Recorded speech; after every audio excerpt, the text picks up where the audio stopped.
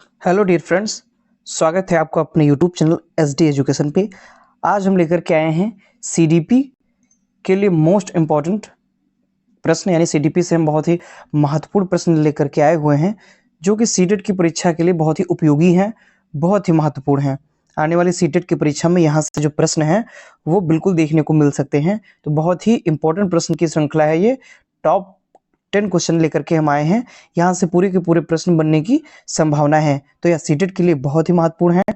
तो वीडियो जो हमारी है इसको शुरुआत से लेकर के अंत तक जरूर देखिएगा, ये आपको बिल्कुल रामबाण साबित होने वाली है। बहुत ही अच्छे प्रश्न हैं। तो चलिए शुरू करते हैं हम आज के अपने इस प्रैक्टिस सेट को, जो कि एक बहुत ही लाभदायक साबित होने वाली है। सबसे पहला क्वेश्चन है, शिक्षण प्रक्रिया किस सीमा तक सफल है, इसका पता लगाया जाता है। यानी कि जो एक शिक्षण प्रक्रिया होती है यह किस सीमा तक सफल है, इसका पता लगाया जाता है। इसका कैसे पता लगाया जाता है? तो पहला ऑप्शन है शिक्षकों से, दूसरा ऑप्शन है मूल्यांकन से, तीसरा ऑप्शन है समाज से और चौथा ऑप्शन है विद्यार्थियों से। तो शिक्षण प्रक्रिया किस सीमा तक सफल है इसका हम पता लगाते हैं मूल्यांकन से। यानी जब हम छात्रों का मूल्यांकन करते हैं तभी जाकर के हमको पता चलता है कि जो छात्र हैं वो हमारे द्वारा पढ़ाई गई या हमारे द्वारा जो शिक्षण की गई प्रक्रिया है उससे कितना संतुष्ट हैं, उससे कितना प्रभावित हैं, या हमारी जो शिक्षण प्रक्रिया है यह कितना सफल हुई है। तो इस क्वेश्चन का सही जवाब हो जाएगा ऑप्शन नंबर सेकेंड, यानी मूल्यांकन से शिक्षण प्रक्रिया किस सीमा तक सफल है इसका हम पता लगाते हैं। नेक्स्ट क्वेश्चन की हम बात करते हैं, सतत और व्यापक मूल्यांकन बल देता है। यानी सतत और जो व्यापक मूल्यांकन होता है यह किस बात पर बल देता है? पहला है बोर्ड परीक्षाओं की अनावश्यकता पर, सेकंड है सीखने को सुनिश्चित करने के लिए व्यापक स्केल पर निरंतर परीक्षण पर, थर्ड है सीखने को किस प्रकार अवलोकित, रिकॉर्ड और सुधारा जाए इस पर, या शिक्षण के साथ परीक्षाओं के सामंजस्य पर। तो इस प्रश्न का सही जवाब हो जाएगा ऑप्शन नंबर थर्ड, यानी कि सीखने को किस प्रकार अवलोकित, रिकॉर्ड और सुधारा जाए इस बात पर सतत और व्यापक मूल्यांकन बल देता है। यानी कि हम किस प्रकार बच्चे को सिखा रहे हैं इसको हमको अवलोकित करना होता है, इसको हमको ध्यान में रखना होता है। फिर जो जो कुछ भी वह सीखा है, जो कुछ भी बालक सीखता है उसका हम रिकॉर्ड रखते हैं, और फिर उस रिकॉर्ड के द्वारा अगर हमको ये पता चलता है कि जो बालक है, जो विद्यार्थी है, उसमें कौन सी त्रुटियां हो रही हैं, उसको कौन सा जो कह सकते हैं कौन सा टॉपिक जो है उसको समझ में नहीं आया है, उसको हम सुधार करते हैं। तो सतत और व्यापक मूल्यांकन बल देता है सीखने को किस प्रकार अवलोकित, रिकॉर्ड और सुधारा जाए, इन सभी बातों पर बल देता है। नेक्स्ट क्वेश्चन पे चलते हैं। अगला क्वेश्चन है, जब एक बावर्ची खाना पकाते समय खाने को चखता है तो यह किसके समान है? यानी कि एक बावर्ची होता है, वो खाना बनाते समय खाने को बीच में हल्का सा चेक करता है, चखता है उसको, तो यह किसके समान है?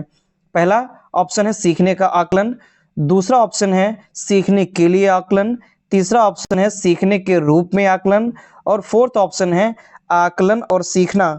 तो इस क्वेश्चन का सही जवाब हो जाएगा सीखने के लिए आकलन, यानी कि सेकंड ऑप्शन। कभी कभी आप देखते हैं आपके घर में भी अगर चाय बन रही होती है या खाना बन रहा होता है तो बीच बीच में क्या होता है उसको बनाते समय थोड़ा सा चेक करके ये पता लगाते हैं कि नमक कैसा है, सब्जी है या चाय है, अगर चाय कैसी बनी, ज्यादा मीठी तो नहीं हुई है। इन सब बातों के लिए उसको बीच में चखते हैं, उसका हम पता लगाते हैं।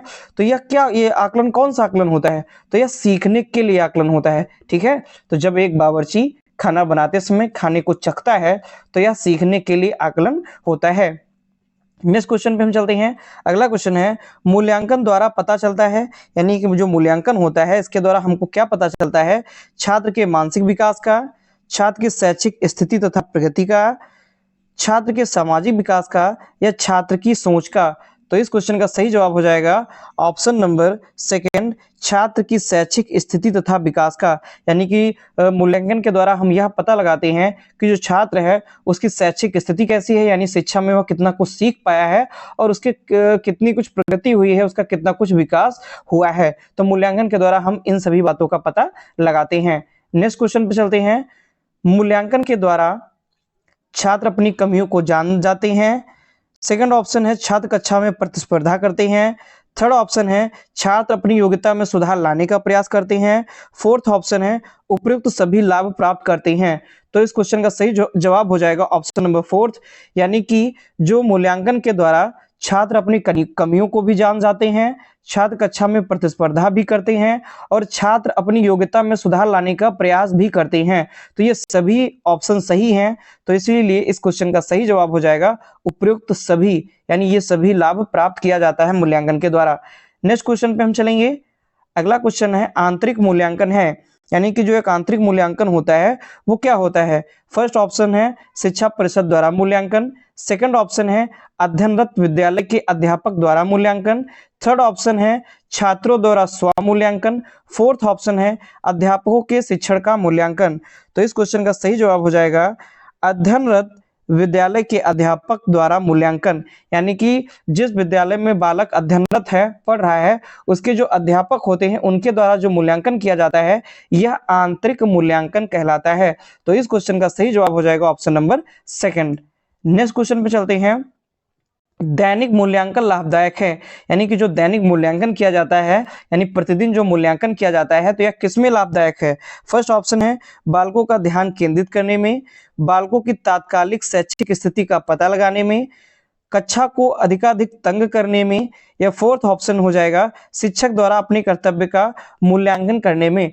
तो इस क्वेश्चन का सही जवाब हो जाएगा ऑप्शन नंबर सेकंड, यानी कि बालक की जो तत्कालिक शैक्षिक स्थिति होती है इसका हम पता लगाने के लिए दैनिक मूल्यांकन करते हैं, और दैनिक मूल्यांकन के लिए यह लाभदायक भी होता है कि बालकों की हमको तत्काल शैक्षिक स्थिति पता चल जाती है कि जो बालक है उसको कैसे, कितना उसको आता है, कितना कुछ वह सीख पाया है, इन सभी बातों का हमको तत्कालिक पता चल जाता है।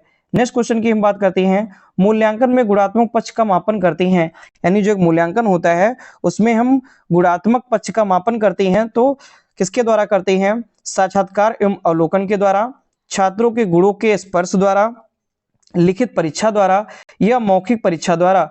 तो मूल्यांकन में गुणात्मक पक्ष का मापन हम साक्षात्कार एवं अवलोकन के द्वारा करते हैं, यानी कि इस क्वेश्चन का सही जवाब हो जाएगा ऑप्शन नंबर फर्स्ट, साक्षात्कार एवं अवलोकन के द्वारा मूल्यांकन में गुणात्मक पक्ष का मापन करते हैं। नेक्स्ट क्वेश्चन पे अगर हम चलते हैं, मूल्यांकन सहायक है, यानी जो एक मूल्यांकन होता है वो किसमें सहायक होता है।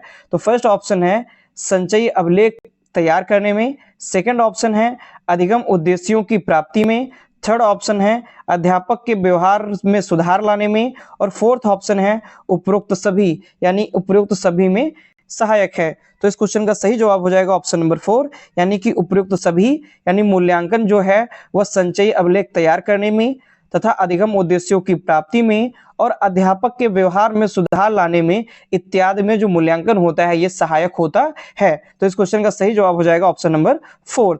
नेक्स्ट क्वेश्चन पे चलते हैं। नेक्स्ट क्वेश्चन है हमारा, निम्न में से कौन सी मूल्यांकन की विशेषता नहीं है, यानी इतनी सारी जो ये पॉइंट्स दिए हुए हैं इनमें से कौन सी मूल्यांकन की विशेषता नहीं है। तो फर्स्ट ऑप्शन है यह एक व्यापक प्रक्रिया है जो व्यवहार के तीनों पक्षों को शामिल करती है। सेकंड ऑप्शन है यह एक व्यवस्थित प्रक्रिया है जो पूर्व निर्धारित उद्देश्यों की दिशा में आगे बढ़ती है। फोर्थ ऑप्शन है थर्ड ऑप्शन है यह कार्य पूरा होने के बाद किया जाता है। फोर्थ ऑप्शन है यह एक उद्देश्यपूर्ण प्रक्रिया है जो कि शिक्षक तथा शिष्य दोनों की जरूरतों को पूरा करती है। तो इस क्वेश्चन का सही जवाब हो जाएगा ऑप्शन नंबर 3, यानी कि यह कार्य पूरा होने के बाद किया जाता है। यह जो होती है यह मूल्यांकन की विशेषता नहीं है, क्योंकि जो मूल्यांकन किया जाता है वो कार्य के दौरान ही जो होता है वो किया जाता है। तो क्या कहते हैं, यह मूल्यांकन की विशेषता नहीं होती है। ये बाकी सभी जो है ये सभी मूल्यांकन की विशेषताएं हैं। पहली विशेषता हम कह सकते हैं यह एक व्यापक प्रक्रिया है, यानी जो मूल्यांकन है यह एक व्यापक प्रक्रिया है जो व्यवहार के तीनों पक्षों को शामिल करती है। फिर दूसरा मूल्यांकन की विशेषता हो जाएगी यह एक व्यवस्थित प्रक्रिया है जो पूर्व निर्धारित उद्देश्यों की दिशा में आगे बढ़ती है। और तीसरा जो मूल्यांकन की विशेषता होगी यह एक उद्देश्यपूर्ण प्रक्रिया है जो कि शिक्षक तथा शिष्य दोनों की जरूरतों को पूरा करती है। तो ये सभी मूल्यांकन की विशेषताएं हैं, जबकि जो तीसरा ऑप्शन है यानी कि यह कार्य पूरा होने के बाद किया जाता है यह मूल्यांकन की विशेषता नहीं है।